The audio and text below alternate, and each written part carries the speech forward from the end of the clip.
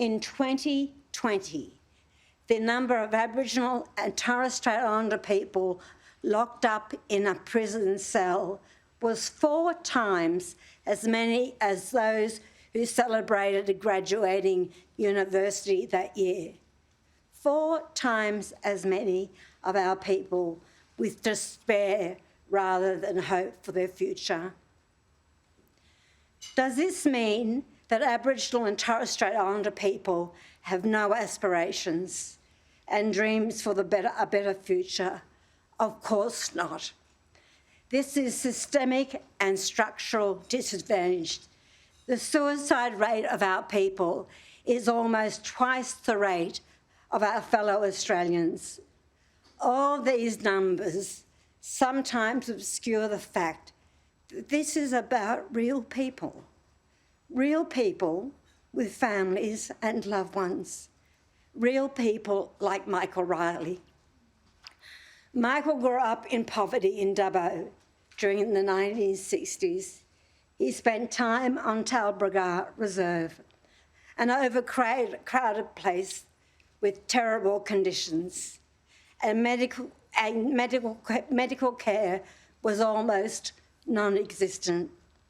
Like so many others who were forced to live in these poor conditions, Michael suffered from chronic infections. He got rheumatic fever, a condition which his immune system never recovered. Michael became a renowned photographer, and his work was shown throughout the world. At the peak of his career, at the age of 44, he died of end-stage renal failure. I was very close to Michael. I visited him every day in hospital. I watched him go blind in one eye.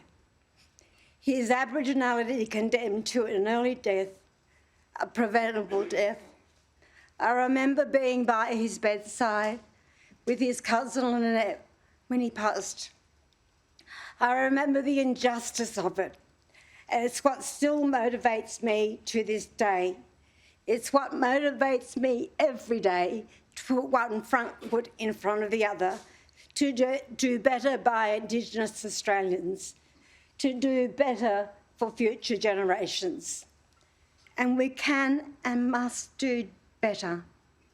Just last month, we saw new data that showed 4 of the 19 closing the gap targets were on track.